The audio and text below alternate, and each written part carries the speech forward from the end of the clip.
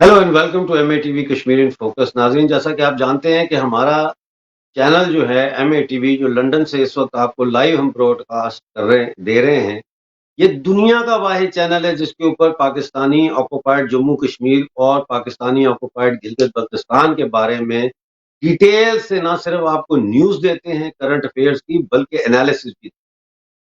इस वक्त जो मेरे पास न्यूज़ है नाज़रीन, उसका ताल्लुक 12 फरवरी से है। 12 फरवरी को कोटली शहर के नज़दीक भागड़ा में अहमदियों की मस्जिद पर इस्लामिक फंडामेंटलिस्ट बलवाइयों ने हमला किया और उसके मीनार तोड़ दी। ये बलवाई, जिनकी तादाद 8 से 10 बताई जाती है, ये बेलचों, हथौड़ों, डंडों और असले से लेस। इन्होंने अंदर घुसते ही जो है वहां के मुंतजिम के ऊपर हमला किया, उनके सर पर हथौड़ों से वार किया, उनके जिस्म पर डंडों से वार किया, जिससे वो शदीद जख्मी हो। उनको बचाने के लिए जो शोर मचा मस्जिद में, उनकी इबादतगाह में, उस शोर को सुन के जो इर्द-गिर्द की औरतें हैं, वो अहमदियों की इबादतगाह में दाखिल हुईं और उन्होंने उनको कन्फ्रंट किया, जिस पर उन्होंने बलवाइयों ने उन औरतों को भी ज़द-ओ-कोब किया। टोटल 8 लोग शदीद ज़ख्मी हैं, जिनमें से 5 औरतें हैं और जो मुंतज़िम हैं, वो इस वक़्त कोटली के डिस्ट्रिक्ट हॉस्पिटल में हैं, डिस्ट्रिक्ट हेडक्वार्टर हॉस्पिटल में। उनकी हालत नाज़ुक बताई जा। नाज़रीन, मैं पिछले 3-4 महीने से मुसलसल रेडियो हिमालय और एमए टीवी के शो में आप लोगों को बताता रहा हूँ कि किस तरह पाकिस्तानी ऑक्युपाइड जम्मू कश्मीर में चलने वाली सिविल डिसोबीडियंस की जो मूवमेंट है, इसको सबोटाज करने के लिए पाकिस्तान ने अपनी जो सहूलतकार मजहबी तंजीमें हैं, रिलीजियस ऑर्गेनाइजेशंस हैं, उनको मुतहर्रिक किया है। और इसमें सबसे पेश पेश तहरीक तहफ़्फ़ुज़ ख़त्म नबूवत। और तहरीक तहफ़्फ़ुज़ ख़त्म नबूवत ने पिछले तकरीबन 3-4 माह से, कोई ऐसा शहर नहीं है, कोटली, भिंबर, मीरपुर, बाग, मुज़फ़्फ़राबाद, कोई शहर ऐसा नहीं है, छोटा या बड़ा, जहाँ पे उन्होंने कॉन्फ्रेंसें और सेमिनार ना किए हों, जिसमें सिवाय अहमदियों के खिलाफ नफ़रत उगलने के उन्होंने और कोई काम नहीं किया। उन्होंने किसी भी जगह हज़रत मोहम्मद की तारीफ नहीं की, उनकी अच्छी बातें नहीं बताई, बल्कि उन्होंने हज़रत मोहम्मद का नाम लेकर उनकी आड़ में अहमदियों के खिलाफ और कादियानियों के खिलाफ जो है वो नफरत वाली फ़ज़ा कायम की। और फिर उन्होंने अल्टीमेटम दिया कि वो अहमदियों के इबादतगाहों पर हमले करेंगे। उन्होंने अल्टीमेटम दिया अहमदियों को कि आप अपने इबादतगाहों के ऊपर से जो मीनार हैं, जो मस्जिदों के मीनारों की तरह हैं, इनको खुद हटा दें, वरना हम इनको आके तोड़ेंगे। और ये चीज़ें अखबारों में छपती रही, लेकिन कोई गिरफ्तारी अमल में नहीं लाई गई, किसी को रोका नहीं गया, किसी की गिरफ्तारी अमल में नहीं आई और अब ये सिलसिला शुरू हो गया।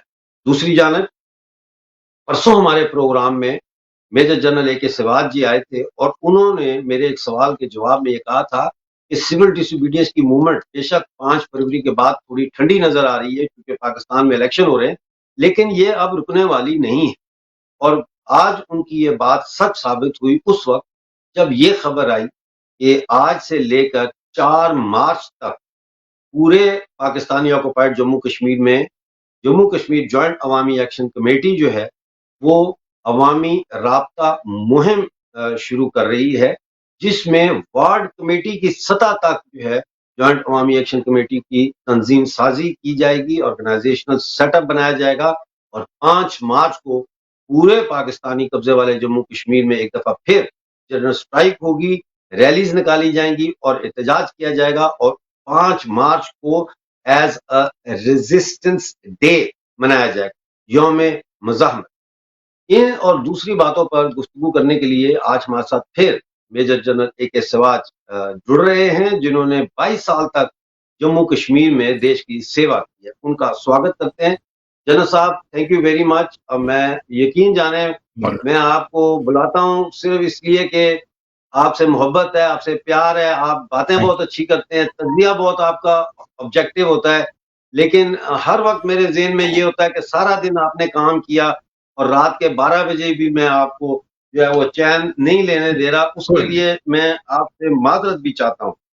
जनरल साहब, नो नो आपने प्रॉब्लम। ये हाँ, बोलो। सुना सारा कुछ और इसी कि किस तरह, जिसका परसों आप फरमा रहे थे कि ये तहरीक रुकने वाली नहीं, मैं थोड़ा सा डामाडोल था कि पता नहीं ये क्वाइट हो गई है, क्या हो गया, लेकिन वो आपकी बात सच साबित हो गई।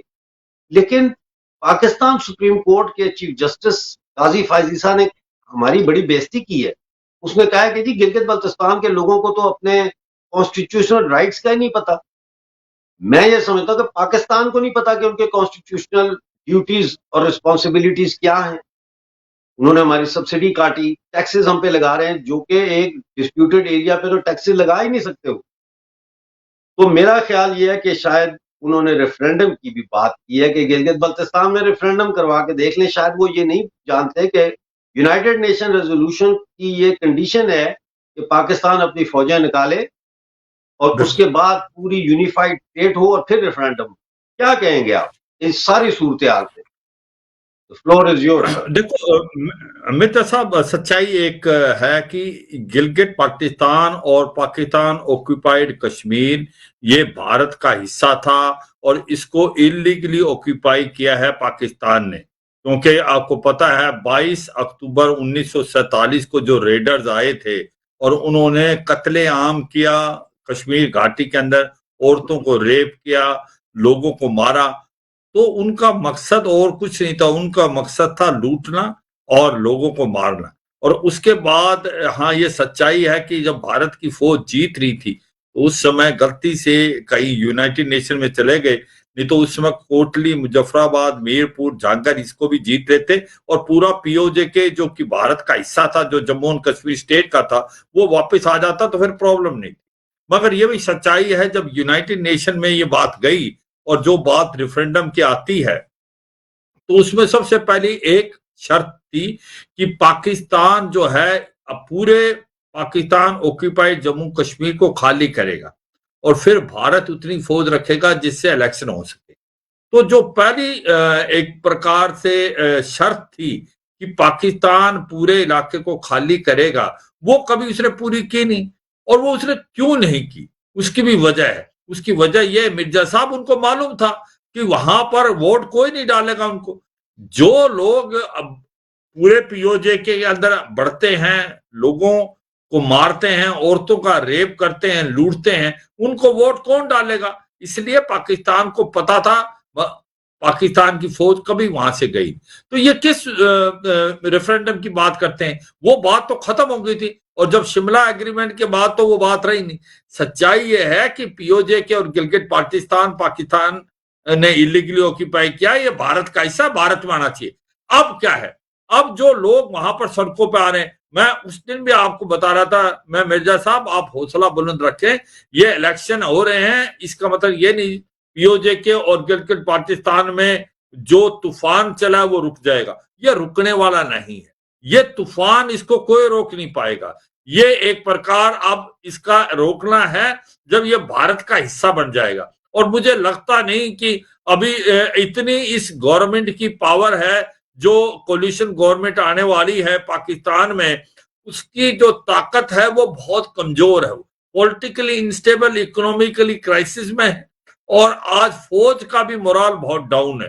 तो मुझे लगता है ये अभी आने वाला जो समय है वो बिल्कुल बहुत ही अच्छा समय है, जिस समय पीओजे के और गिलगित पाकिस्तान भारत के अंदर मिले, क्योंकि भारत का हिस्सा है। और ये मुझे लगता है कि बहुत जल्दी होगा, क्योंकि सिचुएशन ऐसी हो रही है और वहां पर लोग जो हैं वो वापस नहीं जाने वाले, वो मरने मारने को तैयार है। वो कहते हैं हमारे साथ हम कुछ भी हो जाए, अब हम पाकिस्तान के साथ नहीं रहेंगे। वैसे भी पाकिस्तान खुद टूटने के कगार पे है। लोग कह रहे हैं वहां पर जो एनालिस्ट हैं, स्पेशलिस्ट हैं, कि पाकिस्तान के 4 हिस्से हो जाएंगे। कि कहते हैं खैबर पख्तूनख्वा, बलूचिस्तान अलग हो जाएगा, खैबर पख्तूनख्वा अलग, कुछ हिस्सा उसका पाकिस्तान के साथ मिलेगा, बलूचिस्तान बिल्कुल फ्री हो जाएगा, उसके बाद सिंध अपना अलग हो जाएगा और उसके बाद पंजाब रह जाएगा और गिलगित पाकिस्तान और पीओजे के भारत के अंदर मिलेंगे। तो ये बात तो होने वाली है, क्योंकि ये गवर्नमेंट चला नहीं पाएगी और यहाँ पर पूरे पाकिस्तान के अंदर एक सिविल वार जैसी सिचुएशन है।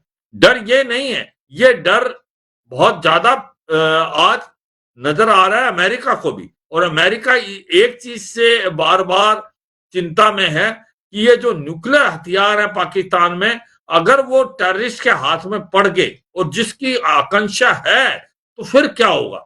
ये सच्चाई है, इसलिए वो बार बार इस चीज को देख रहा है। मगर मुझे लगता है कि अब पीओजे के और गिलगिट बाल्टिस्तान में जो तूफान है वो नहीं रुकने वाला। लोग वापस नहीं जाएंगे। उन्होंने सिर पे कफन बांध लिया है, आर पार की लड़ाई लड़ेंगे। उन्होंने ये सच अपने मन में ले लिया है कि वो भारत का हिस्सा थे और भारत में दोबारा मिलना चाहते हैं।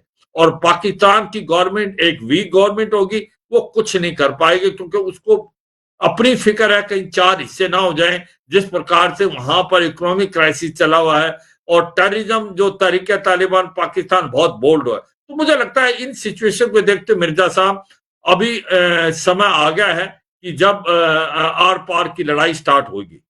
मिर्जा साहब। जनरल साहब, पाकिस्तानी कब्जे वाले जम्मू कश्मीर में कई पॉलिटिकल पार्टीज हैं। कुछ वो हैं जो पाकिस्तान की पॉलिटिकल पार्टीज की एक्सटेंशन है, जैसे मुस्लिम लीग नून है, जमात इस्लामी है, पीपल पार्टी है, तहरीक इंसाफ है। कुछ लोकल पार्टीज हैं जो इंडिजिनस हैं, जैसे मुस्लिम कॉन्फ्रेंस है, जैसे जम्मू कश्मीर नेशनल अवामी पार्टी है, जैसे डायस्पोरा में जो पार्टियां हैं, नेशनल इक्वालिटी पार्टी है, और United Kashmir people national party है, और कश्मीर नेशनल पार्टी है, और दीगर पार्टियां हैं, और हमारी पार्टी। लेकिन पार्टियों से अगर बात करें तो सब पार्टियां ये कहती हैं कि हम जो है वो रियासत जम्मू कश्मीर की वहदत की बहाली चाहती हैं, यानी कि reunification, geographical territorial reunification of the state of Jammu and Kashmir. लेकिन जब उनसे यह सवाल किया जाए कि इसको हासिल करने के लिए आपका रोड मैप क्या है, तो फिर वो आए बाएं शाएं करने लग जाते हैं। कोई अपना सर शुतुरमुर्ग जैसे ऑस्ट्रिच अपना रेत में सर दे देता है, इस तरह से कोई अपना सर जो है वो अक़वाम मुत्तहिदा में दे देता है, कोई अपना सर जो है वो पाकिस्तान और हिंदुस्तान के दरमियान डायलॉग का मुतालबा जो है इस किस्म की चीज में दे देता है।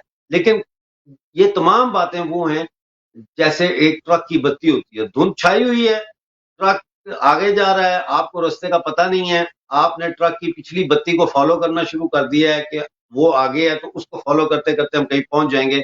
लेकिन वो ट्रक जो है वो गोल चक्कर में जा रहा है, वो कहीं मंजिल पे नहीं जा रहा।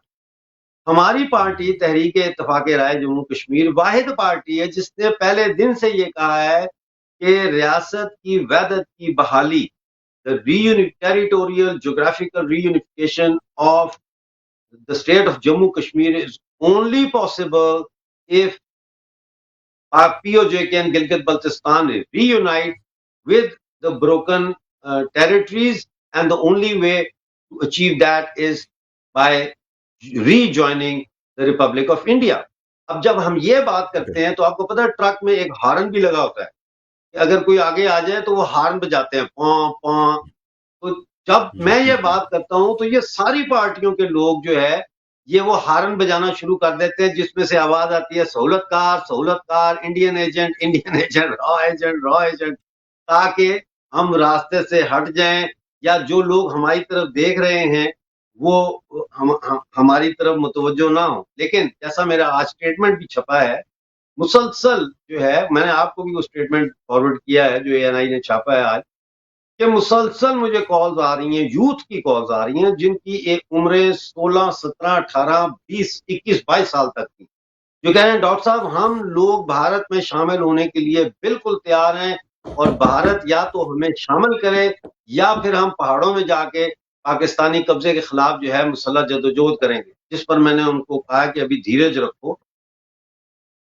जनरल साहब, ये क्या वजह है कि इस वक्त जो सूरत हाल है वो ये है कि पाकिस्तानी कब्जे वाले जम्मू कश्मीर में जो मुजफ्फराबाद म्यूनिसिपल कॉरपोरेशन के एम्प्लॉयज हैं उनको 1 साल से तनख्वाहें नहीं मिली। जो सब्जेक्ट स्पेशलिस्ट टीचर्स हैं एडहॉक, उनको 9 महीने से तनख्वाहें नहीं मिली, और जो मुजफ्फराबाद के म्यूनिसिपल कॉरपोरेशन के मुलाजमीन हैं पेंशन उनको 9 महीने से नहीं मिली, ये 10वां महीना जा रहा है। और उनकी स्टेटमेंट्स आ रही हैं न्यूज़पेपर में कि हमारे घरों में भूख है, हमने अपने बच्चे उठा लिए। ये सारी सिनेरियो है, ये सिनेरियो तो हमें ठीक होता हुआ नजर नहीं आ रहा, और लोगों की नजरें लगी हुई हैं पाकिस्तान। कि पाकिस्तान में कुछ शायद स्टेबल गवर्नमेंट आएगी, जिसके चांसेस बहुत कम है। कैसे देख रहे हैं जो कल और आज में जो डेवलपमेंट्स हुई है पाकिस्तान में, उसको आप कैसे उसको मतलब है कि एवेल्युएट कर रहे हैं, कैसे देख रहे देखो सच्चाई है, पाकिस्तान की खुद की हालात बहुत खराब है कि अब गवर्नमेंट कौन बनेगी, क्योंकि वहां जो इलेक्शन हुए हैं वो एक प्रकार से उसके अंदर कोई डायरेक्ट कोई पार्टी जीत के नहीं आई है। जो मैंडेट मिला है वो भी एक प्रकार से फ्रैक्चर्ड मिला है। अब सुनने में आया कि कोलिशन गवर्नमेंट बनने की बात हो रही है, पीएमएलएन और पीपीपी और बाकी कुछ पार्टियां मिलके, और पीपीपी जो है वो डायरेक्ट गवर्नमेंट का हिस्सा नहीं बनेगी, बाहर से इसको सपोर्ट करेगी, और कहीं ना कहीं आसिफ जरदारी को वो प्रेसिडेंट के बनाने की भी बात हो रही है, और शहबाज शरीफ जो हैं वो प्राइम मिनिस्टर बनेंगे। मगर सच्चाई यह है ये गवर्नमेंट बहुत वीक होगी, और आज की तारीख में जिस प्रकार से इकोनॉमी पाकिस्तान की डिगमगा गई है, मुझे लगता पूरा फोकस इनका वहीं रहेगा। आज उनकी जो सिचुएशन स्पेशली टेररिज्म से बहुत ज्यादा खराब है, तहरीक तालिबान पाकिस्तान बोर्ड हो गया है, अफगानिस्तान के साथ बहुत प्रॉब्लम है, ईरान के साथ, भारत के साथ। तो मुझे लगता है ये गवर्नमेंट वीक तो होगी, इसका फोकस होगा पूरा पाकिस्तान में। अब ये भूल गए गिलगित बाल्टिस्तान और पीओजे के, क्योंकि आपने बहुत ठीक बोला, वहां पर लोगों को ना पे मिल रही है ना पेंशन मिल रही है, पानी नहीं है, बिजली नहीं है, खाने के दाने नहीं है। और अब उनके लोग जो सोशल मीडिया के साथ कनेक्टेड हैं भारत के जम्मू कश्मीर में, जो उनके भाई भतीजे इधर हैं, उनसे वो पूछते हैं तो यहाँ के हालात बहुत अच्छे हैं। तो अब उन्होंने मन बना लिया है कि अब ये समय है कि जब पाकिस्तान तो हमें बॉर्डर कर नहीं रहा, पाकिस्तान तो भूल गया है, पाकिस्तान की इतनी हिम्मत और ताकत नहीं कुछ कर पाए, क्योंकि वो खुद टूटने के कगार पे, क्योंकि जिस प्रकार से इकोनॉमिकली हालात हैं पाकिस्तान के, उसके 4 हिस्से खुद हो सकते हैं, लोग बोल रहे हैं, वो खुद बोल रहे हैं। आप सोशल मीडिया में देखें, ये तो अमेरिका भी कह रहा है कि इसका कुछ ऐसा हो सकता है, उनको तो बहुत डर ये है न्यूक्लियर हथियार गलत हाथों में ना पड़ जाए। तो ऐसे में मुझे लगता है वो समय आ गया है जब वहां पर एक प्रकार से वो जो तूफान आ गया है, वो जो पानी जो एक बार दूध में उबाल आता है उसको फिर रोक नहीं सकता, और मुझे लगता है वो आ रहा है। अब वहां से आवाजें आ रही हैं और लोग सड़कों पे आ गए हैं, मन बना लिया उनको भारत के साथ करें। मुझे लगता है कुछ इशारे की जरूरत है, और इशारा पक्का मिलेगा, क्योंकि यहां से भी बहुत बातचीत हो रही है, यहां पर भी चाहते हैं, गवर्नमेंट भी चाहती है कि पीओजे के गिलगित बाल्टिस्तान भारत का हिस्सा वापस आना चाहिए। 1994 में रेजोल्यूशन पास हुआ पार्लियामेंट में, अभी इंटीग्रेशन हो गया जम्मू एंड कश्मीर और लद्दाख का पूरा भारत के अंदर, आर्टिकल 370 और 35 से एब्रोगेट होने के बाद। तो मुझे लगता है कि अब ये कार्रवाई यहां होगी है, अगली कार्रवाई होनी है कि पीओजे के और गिलगित बाल्टिस्तान भारत का हिस्सा बन जाए। वो मुझे लगता है आने वाले समय में होकर रहेगा। उसकी 2 वजह है, एक तो पाकिस्तान वीक है, पाकिस्तान पॉलिटिकली इकोनॉमिकली हालात खराब है, टूटने के कगार में है, वो भूल चुके हैं गिलगित बाल्टिस्तान और पीओजे के को, उनकी हालात इतनी खराब हो गई, पीओजे के में लोग भूखे मर रहे हैं, पानी बिजली कुछ नहीं है, पे पेंशन नहीं है। तो मुझे लगता है अब जो लोगों ने मन बना लिया है वो भारत में मिलना चाहते हैं। उनका एक प्रकार से जो मन है वो अब ताकत में कन्वर्ट हो रहा है। अब वो कहते हैं आर पार की लड़ाई करेंगे, कोई सामने आएगा तो मारने के लिए तैयार है। तो मुझे लगता है ये समय है जब कुछ ना कुछ होगा, और वो भारत भी काफी इशारे हो रहे हैं इस तरफ, और ऐसा समय लगता है कि ज्यादा टाइम लगेगा नहीं कि जब पीओजे के और गिलगित बाल्टिस्तान भारत का हिस्सा बनेंगे, और वो भारत का हिस्सा थे और भारत का हिस्सा बनेंगे। क्योंकि ये बार बार प्राइम मिनिस्टर मोदी ने भी दोहराया है, हमारे जो होम मिनिस्टर अमित शाह है उन्होंने भी इस बात को दोहराया है। तो अब लगता है कि वो समय आ गया है कि अब ये आर पार की लड़ाई जो है इसको पूरा किया जाए, और जिस प्रकार से लोग चाहते पीओजे के और गिलगित बाल्टिस्तान के भारत में मिलना, क्योंकि भारत पहले ही भारत का हिस्सा थे, अब वो कार्रवाई होनी चाहिए। मिर्जा साहब